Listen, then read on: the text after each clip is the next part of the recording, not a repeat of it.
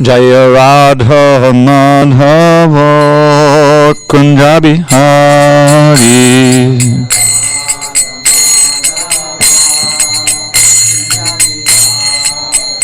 Jaya Radha Madhava Kunja Bihari.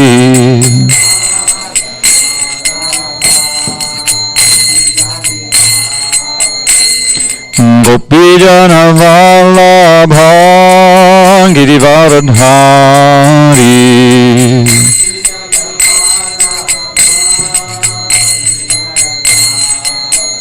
Jaya Gopijana Vallabha Girivaradhari.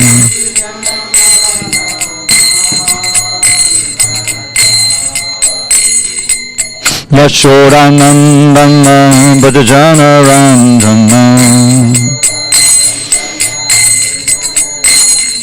Yashodanandana Bhajana Ranjana.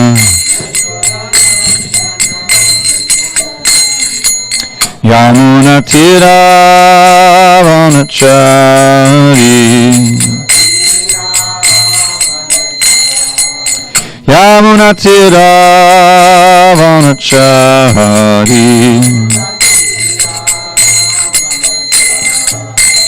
Jaya Radha Madhava Kunja Bihari.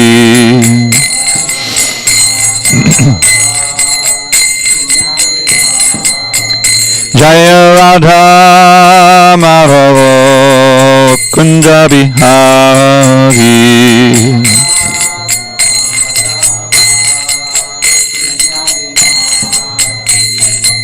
Hare Krishna, Hare Krishna, Krishna Krishna, Hare Hare, Hare Rama, Hare Rama, Rama Rama, Hare Hare.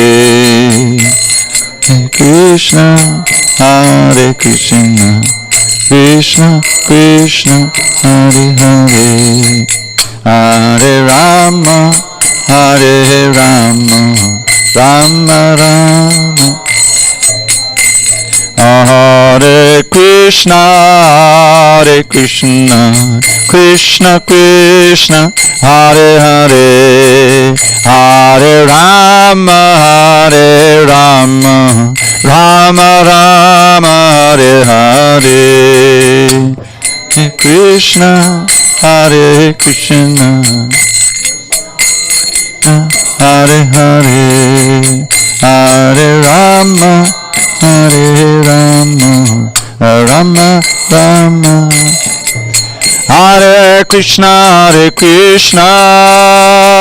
Krishna Krishna, Hare Hare, Hare Rama, Rama Rama, Hare Hare.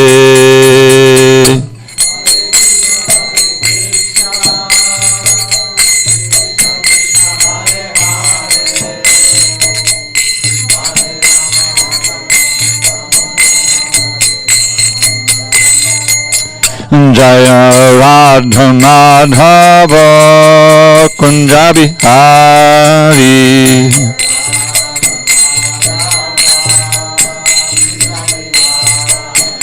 Jaya Radha Madhava Kunja Bihari.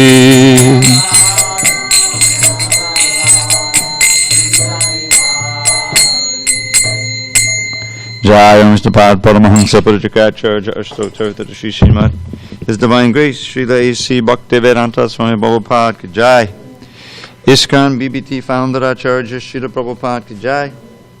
Jai Om Vishnupad Paramahansa Purjikacharya Ashtotartha Shri Srimad His Divine Grace Srila Bhakti Siddhanta Saraswati Thakur Ki Jai. Ananta Koti Vaishnavinda Ki Jai. Namacharya Srila Haridas Thakur Ki Jai. Srimad Bhagavad Gita Ki Jai. Samaveda Bhaktivinoda Ki Jai. All glories to the assembled devotees. All glories to the assembled devotees. All glories to the assembled devotees.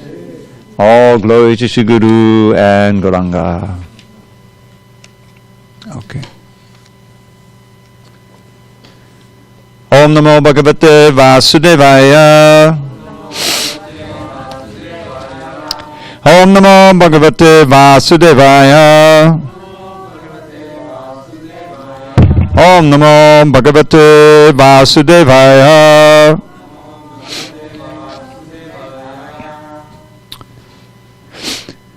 On this 10th day of March 2021 in SanDiego, we're reading from Srimad Bhagavad Gita as it is, translation and commentary by His Divine Grace, A.C. Bhaktivedanta Swami Prabhupada. We are in Chapter 9, entitled The Most Confidential Knowledge, and we're on Text 4, page 382.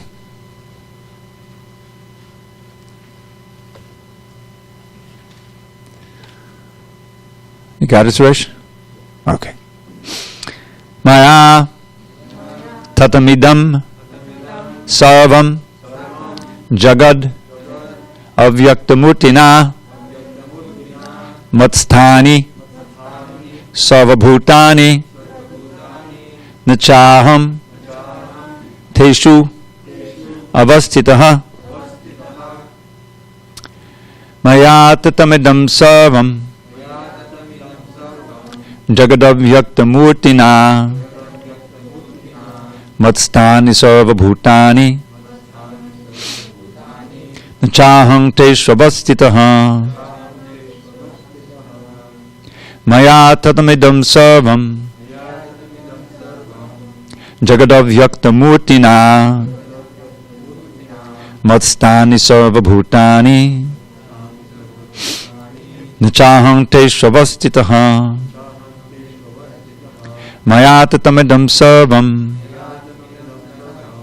jagadavyaktamurtina matstani sarvabhutani nachaham teshvavastitaha maya tatamidam sarvam jagadavyaktamurtina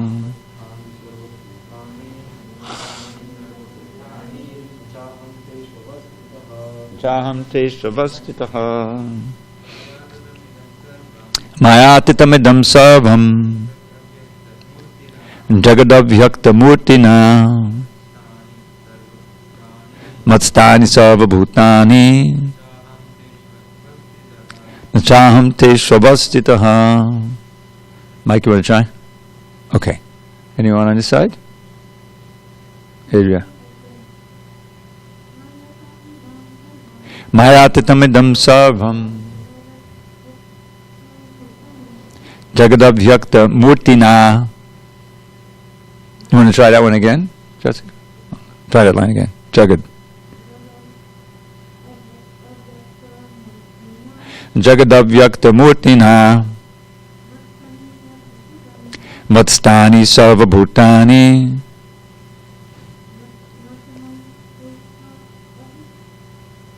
avastitaha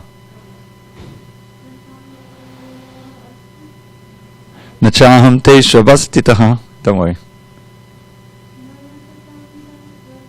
Mayatitamidam sarvam jagadavyaktamurtina matstani sarvabhutani nachaham teshvavastitaha. Nina? Oh, okay. Maya, by me, tatam, pervaded, idam, this, sarvam, all, jagat, cosmic manifestation, avyaktamurtina, by the unmanifested form, matstani, in me, sarvabhutani, all living entities, na, not, cha, also, aham, I, teshu, in them, avastitaha, situated. Translation. Krishna says, by me, in my unmanifested form, this entire universe is pervaded. All beings are in me, but I am not in them. Purport. The Supreme Personality of Godhead is not perceivable through the gross material senses. It is said, Atak Shri Krishna Namadi Nabave Grayam Indriyai Sevan Mukhe Jivadao Swayameva Spodatyadaha. Bhakti Rasamrita Sindhu 1-2-234. Lord Sri Krishna's name, fame, pastimes, etc. cannot be understood by material senses. Only to one who is engaged in pure devotional service under proper guidance is he revealed. In the Brahma Samhita 538 it is stated, Premanjanachudita bhakti vilochanena santak sadaiva hridayeshu vilokayanti. One can see the Supreme Personality of Godhead, Govinda, always within himself and outside himself if one has developed the transcendental loving attitude towards him. Thus, for people in general, he is not visible. Here it is said that although he is all-pervading, everywhere present, he is not conceivable by the material senses. This is indicated here by the word avyakta murtina. But actually, although we cannot see him, everything is resting in him. As we have discussed in the 7th chapter, the entire material cosmic manifestation is only a combination of his two different energies, the superior spiritual energy and the inferior material energy. Just as the sunshine is spread all over the universe, the energy of the Lord is spread all over the creation, and everything is resting in that energy. Yet one should not conclude that because he is spread all over, he has lost his personal existence. To refute such an argument, the Lord says, I am everywhere and everything is in me, but still I am aloof. For example, a king heads a government which is but the manifestation of the king's energy. The different government departments are nothing but the energies of the king, and each department is resting on the king's power. But still, one cannot expect the king to be present in every department personally. That is a crude example. Similarly, all the manifestations that we see and everything that exists, both in this material world and in the spiritual world, are resting on the energy of the Supreme Personality of Godhead. The creation takes place by the diffusion of his different energies, and as stated in the Bhagavad Gita, Vishtabhyaham idam kritsnam. He is everywhere present by his personal representation, the diffusion of his different energies. Om Jnana Timarandasya Jnanandana Shalakaya Chakshu Unmidatam Mena Tasmai Shri Gurave Namaha. I was born in the darkness of ignorance, but my spiritual master Srila Prabhupada opened my eyes with the torchlight of knowledge. I offer my humble obeisance unto him and all members of Sri Parampara in disciplic succession. So, we've had these 3 introductory verses, which are very important. And let's just review them, because then we get the context. First of all, Krishna says, Idam Tade Guyatamam, that this knowledge I'm speaking to you now is the most confidential, meaning that it's the most esoteric. It's most difficult to understand, but it's very important. He speaks in the 18th chapter, he'll reiterate the same knowledge, and in fact, the same verse at the end of this chapter he will quote. And he has this Guya Taram and Guya Tamam. So there's confidential, more confidential, and then most confidential. So this is the most confidential knowledge he's going to speak here. And it's even though it's confidential, if we practice this process as outlined in this chapter of Bhakti Yoga, we will be able to get direct perception of the otherwise invisible, imperceptible Lord. Pravakshyam, I will speak to you. Jnanam vijnana sahitam yagyatva mokshase ashubhat. This knowledge it's not only knowledge but realized knowledge. The difference between jnana and vijnana, very important. One is you hear about the soul, you hear about God, you hear about Krishna, but it's all knowledge. You haven't directly perceived it. But by practicing chanting the holy name and other processes of bhakti, you gradually begin to perceive the presence of the Lord in your heart. And we can even see him on the altar, and we see the deity differently as we progress in devotional service. It's not just a, cultural artifact, a statue. No, this is Krishna, So, vijnana sahitam. And if you really get this knowledge down, you'll be liberated from everything inauspicious. So it's a great advertisement for going on and reading the chapter. It's such a wonderful benefits. The next verse is even more significant and more important. Krishna is again touting this chapter. Raja Vidya, it's the king of knowledge, and the king of confidential. Again, he mentioned that Guyam, secrets. Pavitra Midam Uttamam, most purifying. Purifying of what? Purifying of all the contamination that we've accumulated from lifetimes in this world. It's all in our consciousness. We have so much karma. We have what we call anartas in the heart. So this Krishna Kanda will purify us of that.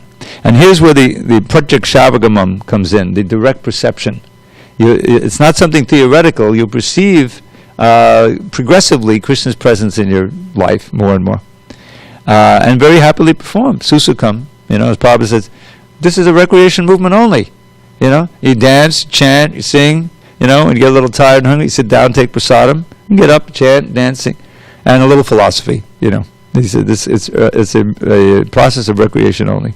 So susukam. It's not, some of the previous chapters, like 6th chapter, go alone to a secluded place in the Himalayas somewhere, sit, practice pranayama. It's very difficult. Arjuna rejected it. It's not really happily performed. But here, not just happily, susukam, very happily performed. And it's abhyayam. It's eternal. There's no loss. So, a very important verse. Prabhupada explains it very nicely in this purport, word by word. And then he says on the other side, which this is the way he teaches through contrast, if you don't have faith in what I'm teaching you, in this dharma I'm going to teach you, you will not be able to attain me by any means. This is the only way to attain me, through bhakti. Aprapyamam nivartante, you will return to this world of mrityu samsara vartmani, the path of death and samsara and suffering. So that's our choice. We're going to understand this knowledge and take it up and surrender to Krishna and attain a life of eternal bliss and knowledge, or we'll return again and again on this cycle of birth and death. So now he begins to explain, just in a few verses, how he's present in this world already, and how he's sustaining everything, and some important information.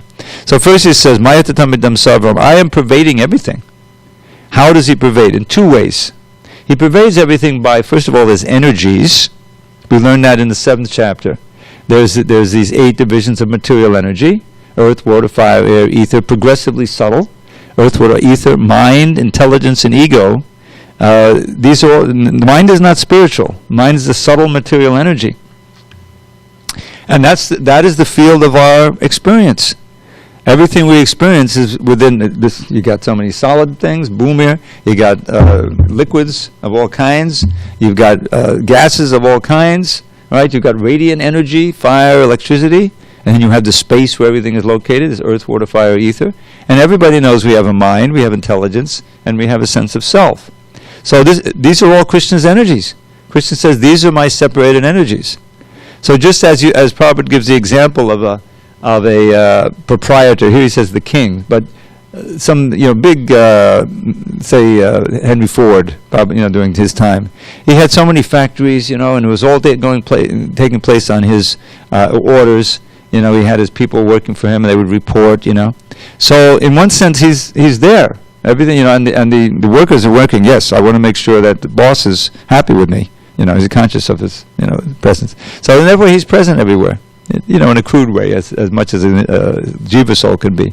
But Krishna is really present through his energies and through his expansion as the super soul. That's also how he's sustaining everything, and he's present everywhere, and he's overseeing everything. So where isn't Krishna? But because of our illusion, we can't see him in this. Maya has covered our knowledge.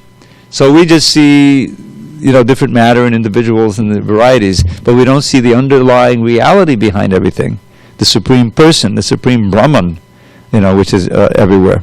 So that's why Krishna is saying, I pervade everything in my invisible form of Vyaktamurtina. We can't see him.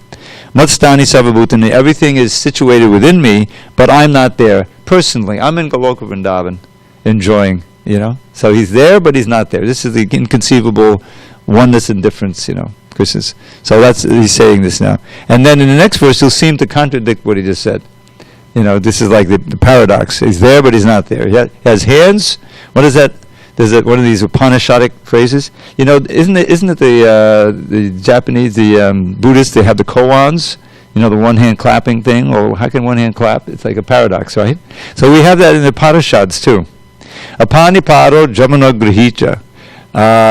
There's one with the eyes. I forget the phrase. Apanipado. He has no hands. He has no feet, but he can grasp anything from anywhere, and he can run faster than everybody else.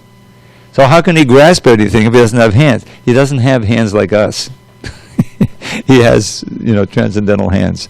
He has no eyes like us, but he can see everything like that.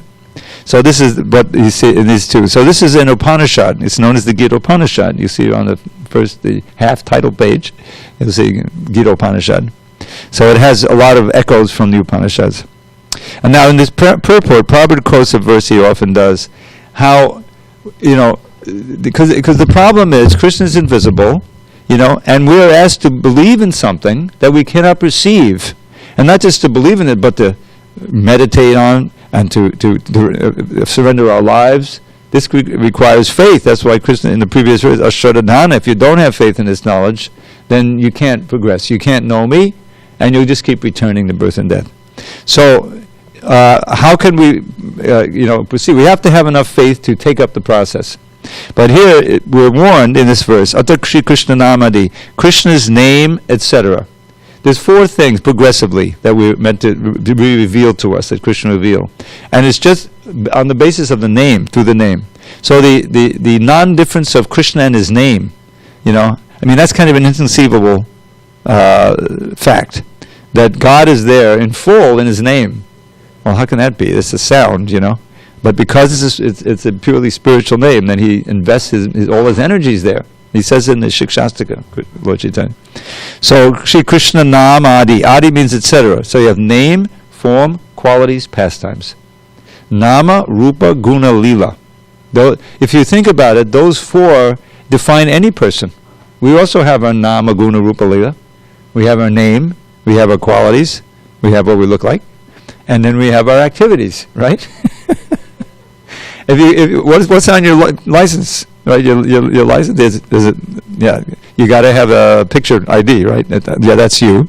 Then your name is there. It may have your eye color, some of your qualities, right? It doesn't have many of your activities except you're driving. Otherwise, you wouldn't have that. So, but Krishna is revealed progressively. These 4: Nama, Rupa, Guna, Lila, name, form, qualities, and pastimes. So all of that is inconceivable in our present state. Nabhave grayam indriyai. The word grayam, it means to grasp. Just like we have in English the word, I don't grasp it, I don't understand it, I don't perceive it.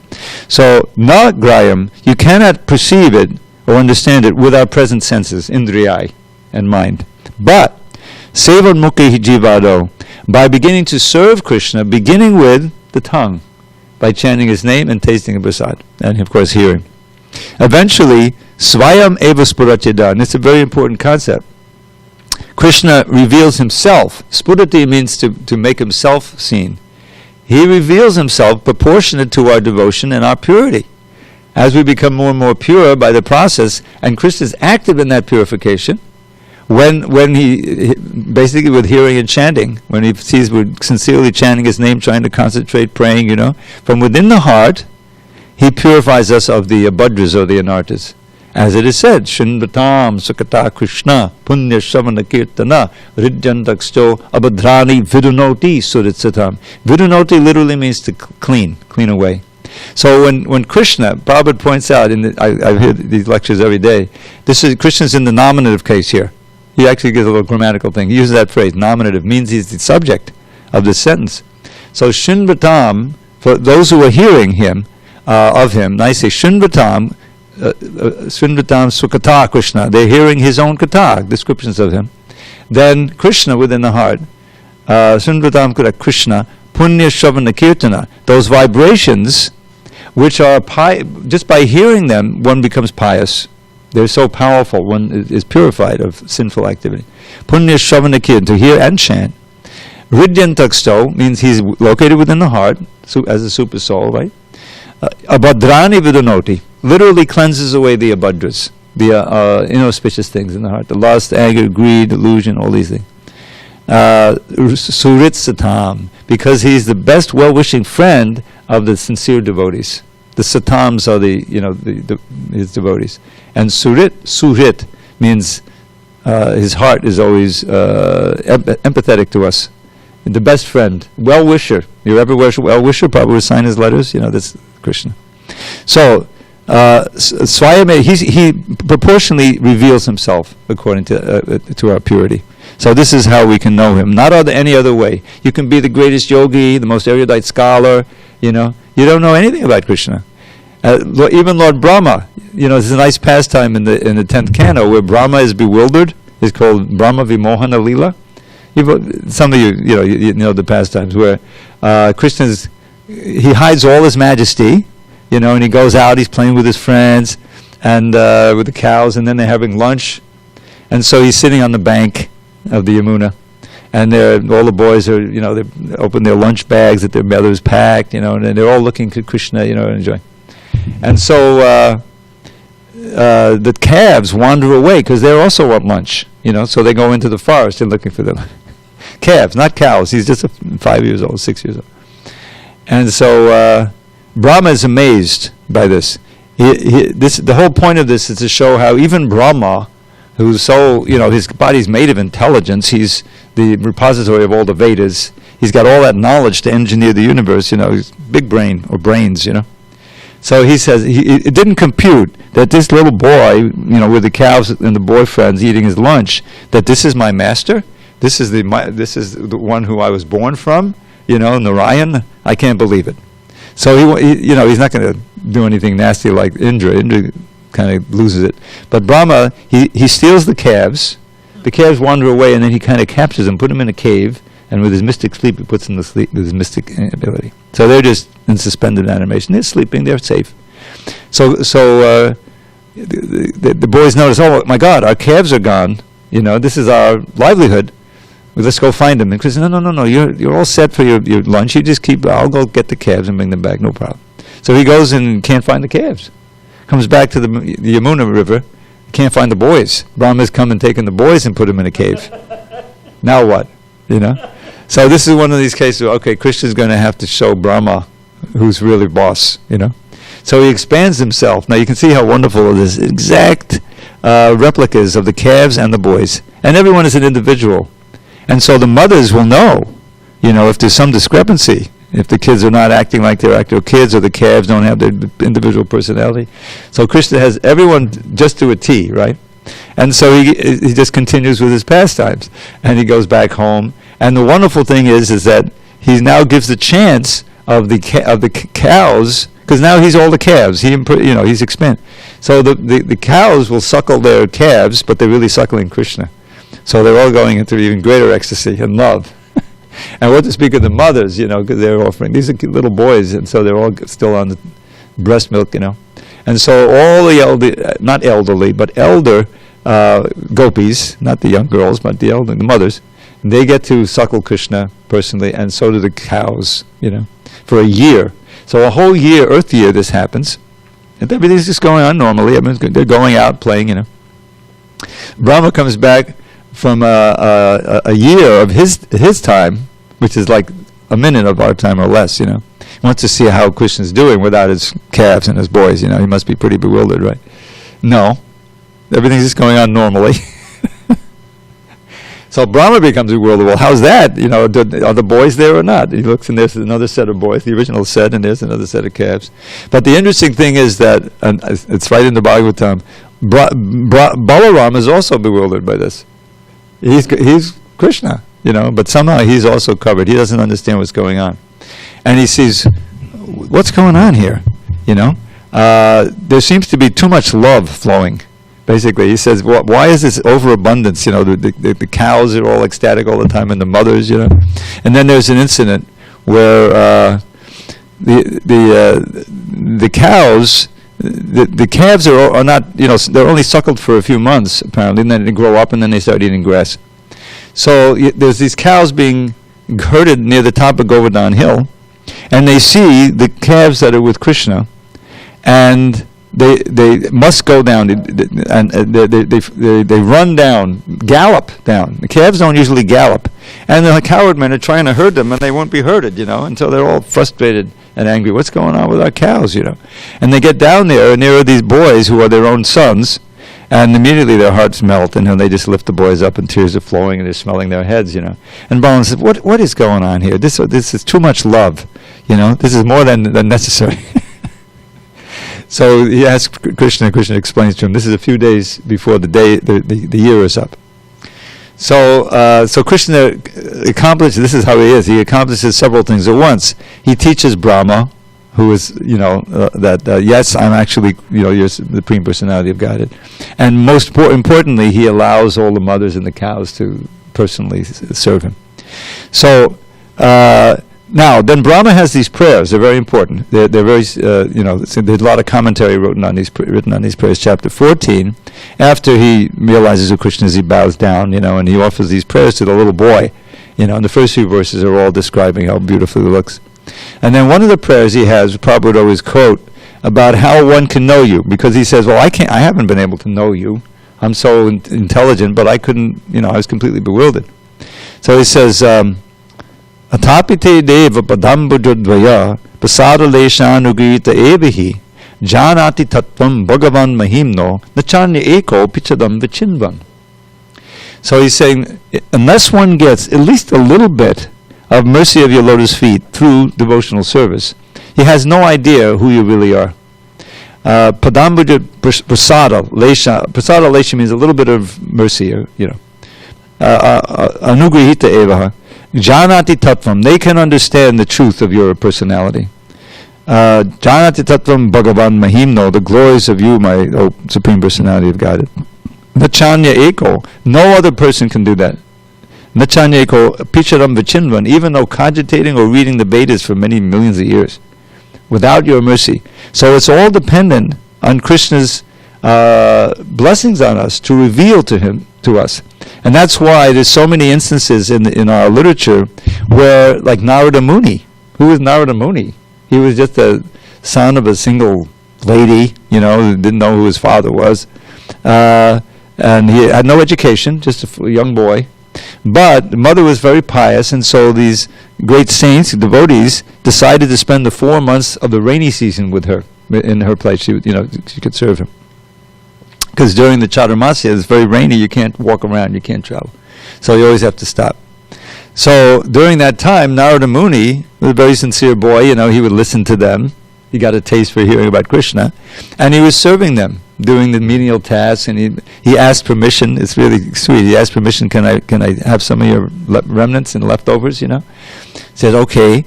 And so he started eating their remnants, which is very potent, they're pure devotees. So with all of these things, Narada Muni became a pure devotee even at age 5, And then by Krishna's arrangement, his mother she died from snake bite, so he's all alone. So now the question is, what's he going to do? Is he going to try to find out some auntie or uncle somewhere where he can live? No, he just takes shelter of Krishna and he walks off into the forest, as a 5-year-old boy. And then later on, next life, he becomes Narada Muni. And he's in every canto giving Krishna consciousness. So this is by, and there are many other instances where those who were even illiterate, they became great devotees because they had the sincerity, and they were ready to surrender, everything and pray constantly. So it doesn't depend, which is very encouraging for us, because what do we have really as Kali Yugites, We don't live very long. And we're unfortunate and lazy in the matter of yoga and spiritual life, and we don't, and we're always disturbed. The mind is disturbed by everything going on, So what assets do we have? So Lord Chaitanya says, just have this one asset, be very humble and tolerant, and chant like anything, and pray, to Krishna, and you'll get everything will be revealed. So, and Prabhupada, through his great efforts, he's made this available to everyone. Now these books are translated in practically every language that people speak. So that's how Krishna would. Otherwise, this paradox is too much. He's present everywhere, but he's not present. He's all powerful, but he agrees to be bound up by his mother. It doesn't compute. Krishna is always surprising us. But if we have faith, everything will be revealed. So, any questions on this verse or purport? Dhanava, are you with us this evening? Yes, Hare Krishna, Prabhu. Yes, very nice. No, I don't have any questions. Okay. Thank you. I always want to check, because otherwise you'll interrupt me. And, Okay. So we're going to... I have a question. I'm just kidding. Text number 5. Here we go. Nachamatstani... Hare Krishna, Prabhu. Hare Krishna, Prabhu. Prabhu. I think Dravida Prabhu has some question, I think. Oh boy, if you have to translate, it's tough, because I can never understand it, but go ahead. No, Dhananjay Prabhu can speak in Zoom. He is with us in Zoom. Both Okay. Marcy, Dhanaburi Mataji and Dhananjay Prabhu are in Zoom now. All right, go ahead, I'm ready. Prabhuji, Yeah. Dandavat Pranam. Haribol, Dana Pranam. All glories to Srila Prabhupada. Glories Prabhupada. I got a question. You said yesterday that the knowledge came from Brahma. Krishna gave all the knowledge to Brahma, and from Brahma all the knowledge revealed to all other people, right? I don't remember saying that, but go ahead. Today you are saying that he didn't know about Krishna. But he was playing with boys and the cows. Yeah, both things are true. That Krishna, Brahma is known as Vidhi. You go to the very, very first verse, second line of the entire Srimad Bhagavatam. What do you find? Janman yasya yaton vyadata chatin vishak surat. Tene Brahma Vadaya Adikavaye. The word Brahma there doesn't mean Brahma, it means the Vedas. The Brahma is Adikavaye, the original wise man, you know. So Krishna infused that into his heart. You know, he's there in the heart also, I think through the flute, he was initiated, you know. So Brahma became the repository of all the Vedas, all the Vedic literature. And he spoke it, you know, to Vyasadeva. Vyasadeva wrote it down because for Kali Yugites we need books, right? So he's the repository of all this knowledge. But Krishna in his, supreme form, human-like form, it was puzzling to Brahma. He wouldn't have been puzzled to see Narayan and Lakshmi, you know, that he would understand, oh yes, this is, you know, who I understand. But this two-handed form of Krishna, especially as childhood pastimes, is very mysterious. Because here's the Supreme Personality of Godhead, the master of all, as he's going to describe here in these verses, all-pervading, source of everything. And now he's playing with his friends, you know, when they're jumping on his back, they're insulting him and everything. His mother's tying him up. He seems to be, he's crying when he's tied. What is this? You know, it's very peculiar. It's mysterious. So that's what Brahma couldn't understand. Krishna's human-like pastimes, they're very, very esoteric. And for those who simply know the majesty and power of God, which he did, you know, he understands his origin as from Garbhodakshay Vishnu and all of that stuff. It's all very awe-inspiring. But that doesn't give you access to the most intimate and sweet aspects of Krishna's personality, which is what we're after. Do you understand? Yeah. Thank you, Prabhuji. Yeah, sure. That's very nice explained. Okay. Let us go on. Text 5. So we have one more question. Oh, I'm sorry. Go ahead. So YouTube guys or Mataji Rakhi, she asked, Hare Krishna, Nandabad Pranams, is Narad Muni in his spiritual body? Is Narad Muni in his spiritual body? Yeah. Because he has direct access to Krishna and Vishnu. Yes, and the whole spiritual world. He can go anywhere. So even though he's flying and he appears in the material world and he has, you know, he interacts with us, he still has a spiritual body. Yes, he has a spiritual body. Is that what you're asking? I'm not sure. Yes, she was asking that to confirm. Yeah, for sure. Yeah. I mean, you know, he goes to Dwarka, he also goes to Vaikuntha, he can go anywhere. Even Durvasa Muni could go to Vaikuntha by his mystic potency. You know, so that's possible. But he didn't, you know, he wasn't completely spiritual, obviously. Yeah. Okay, we have a local question. Wait a minute. Let's activate that. You sit. No, but it's good, because then they'll hear it and outside. Hare Krishna. Hi, Adriana. You can pull that down so I can hear you. Have people, or is Narada Muni referred to as a transcendental spaceman? I think I've heard that. You've definitely heard that. That's okay. Prabhupada gave that. And it, okay. Yeah. So that was answers the question pretty much of like him being able to go anywhere he wants. That's right? the idea. And He so can travel anywhere with that Veena, which was given to him by Krishna, especially for chanting the holy name, you know. Okay. Narada Muni Bhajan. There's a song about that. Okay, moving on. Text 5. Nachamatstani bhutani Pashyame yogamaishwaram Bhuta bhrinnata bhutasto Mamatma bhuta bhavanaha. And yet everything that is created does not rest in me. Behold my mystic opulence. Although I am the maintainer of all living entities, and although I am everywhere, I am not a part of this cosmic manifestation. For myself is the very source of creation. Purport. The Lord says that everything is resting on Him, Matstani Sarvabhutani. This should not be misunderstood. Because that was in the previous verse, right? Now he says, Natya Matstani, but he seems to be contradicting himself. This should not be misunderstood. The Lord is not directly concerned with the maintenance and sustenance of this material manifestation. Sometimes we see a picture of Atlas holding the globe on his shoulders. He seems to be very tired holding this great earthly planet. Such an image should not be entertained in connection with Krishna's upholding this created universe. He says that although everything is resting on him, he is aloof. The planetary systems are floating in space, and this space is the energy of the Supreme Lord. But he is different from space. He is differently situated. Therefore, the Lord says, although they are situated on my inconceivable energy, as the Supreme Personality of Godhead, I am aloof from them. This is the inconceivable opulence of the Lord. In the Nirukti Vedic dictionary, it is said, Yujjate nena durgateshu karyeshu. The Supreme Lord is performing inconceivably wonderful pastimes, displaying His energy. His person is full of different potent energies, and His determination is itself actual fact. I remember learning that phrase, Satya Sankalpa. Sankalpa means His will, and Satya means truth. As soon as He wills something, it comes true.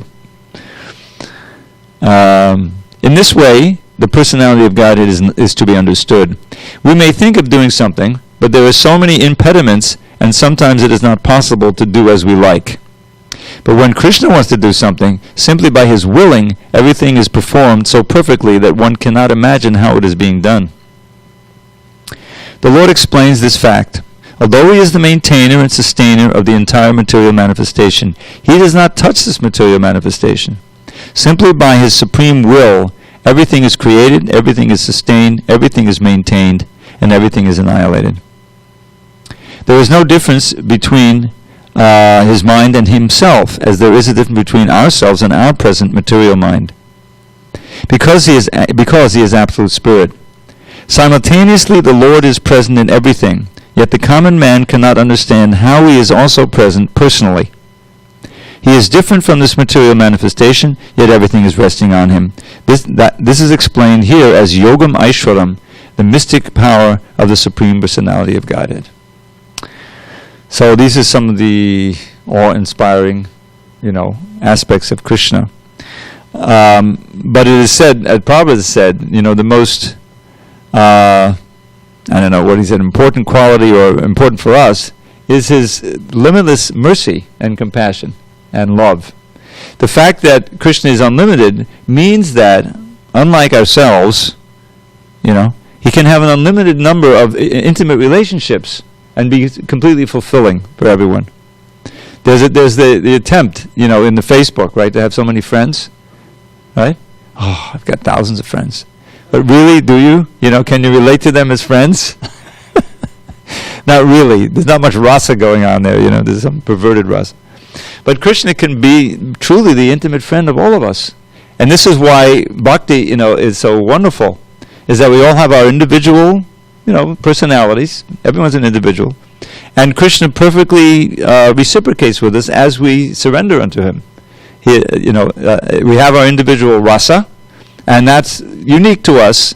And in our perfect perfection, we'll understand what that form is and what that rasa is, and we'll engage with Krishna even on an internal level, and ultimately, in the spiritual world. So that's really what drives the bhakta. This is all kind of official Krishna. He's giving this. Yes, I'm all pervading. I'm sustaining everything. I'm the creator. I'm the master.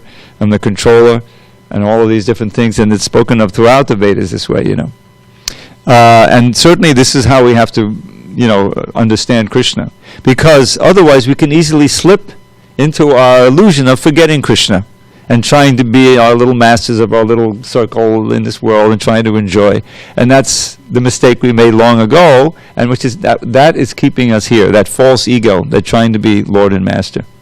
So therefore, there's all of this sadhana, practice, to keep Krishna remembrance at all times. We were talking about this morning in this morning's class.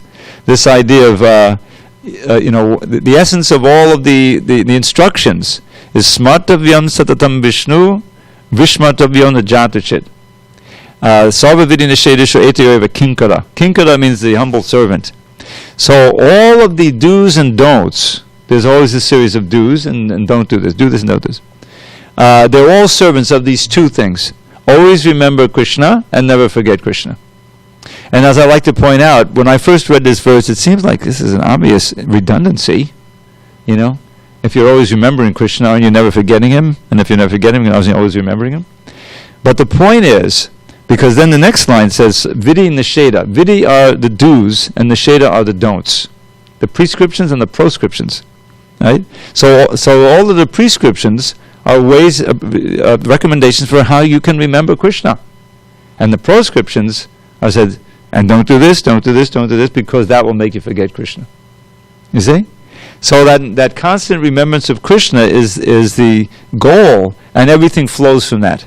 The more that we remember Krishna, the more that we use our mind, our body, our senses, everything for serving him, you know, the more happy we'll be, and the more peaceful we'll be, and the more detached we'll be from the things of this world. Because the only happiness that can be constant, and that can be ever increasing, is spiritual happiness. Otherwise, this is almost my theme song now for each class.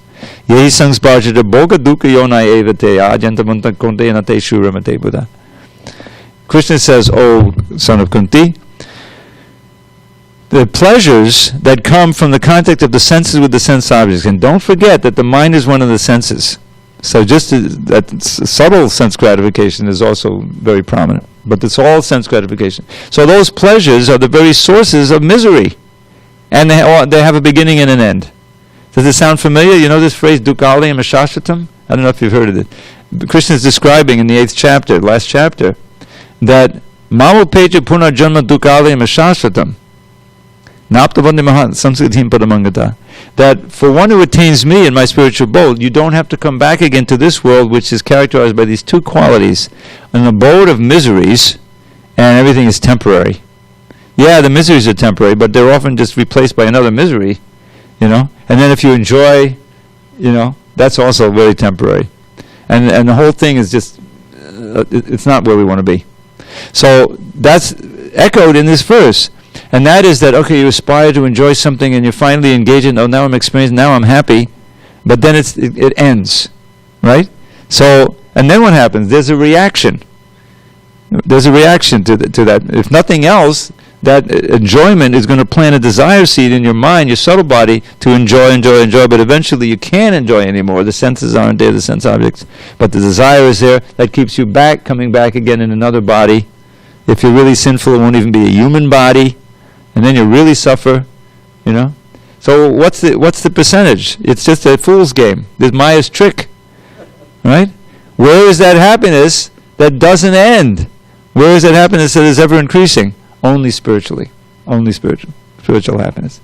So that's what we're striving for, and to do that, we have to be willing to undergo some austerity and probably penance too. Penance. We have to recognize that we've done the wrong thing. The penance aspect is there. Repentance. So Krishna is giving us, you know, who he really is now. You know, that he's present everywhere. But how can we realize him as present everywhere? Only by curing ourselves of the disease of envy. As soon as we want to imitate Krishna, then we can't perceive him in this world. We'll perceive the varieties of material energy and try to enjoy that. And that'll plant desires and seeds in the heart, which will cover us even more, and we're back to, you know. This is what we've been doing for so long. So these practices of chanting, of hearing, of all the things we do are meant to purify us of this disease of lust. It's called the Kama Roga. In the 5 chapters of the Rasa dance, it seems to be about karma, but actually the Rasa dance cures the karma. It says that if you hear these pastimes, the very last verse, in the Rasa Panchajaya, Pancha means 5, Ajaya is chapters, there's 5 chapters in the 10th canto of the Rasa dance. And the very last verse says something like, Vikri ditam vajavadu biditam davishnu, Shraddhan vadho nushanayad atabani yedyak, Bhaktim param labade, kama rid rogam ashabanoti. I'm sorry, I'm forgetting the Sanskrit. But what it means that if one hears this pastime of Krishna, who is none other than Vishnu. It says Vishnu, the Supreme Person, with the gopis. Hears it with faith, proper faith and the proper attitude, and also repeats it. Then one will attain the highest levels of devotional service, bhakti param labate, and will be cured of the disease of lust. Rigdrogam ashu apahanoti. Ashu means quickly. So that means that Krishna's activities with the gopis are not of the same character. They look to be like young boys and girls, but this is God, and these are the most, these are reborn great sages who wanted to, love Krishna that way, and they took these forms of gopis. These are not ordinary living entities. And so the idea is that here's the essence of the whole thing in a nutshell. There's a wonderful phrase by Jiva Goswami in one of the Sandarbhas. It's quoted in the second canto purport, which I always forget exactly where. But he's giving this essence. Prabhupada quotes the Sanskrit, and it's very easy to understand. Bhajaniya padama purusha sukha matam swasukatvam. So sukha means happiness, right? Swasukha means my own happiness. So we want to get happiness, we want a pleasure. That's understood. So what this verse says is, pure bhakti means taking one's own happiness, experiencing one's own happiness only in the happiness of the supremely worshipable Supreme Person. Bhajaniya Padama Purusha. Padama Purusha means the Supreme Personality of Godhead, Krishna. You see?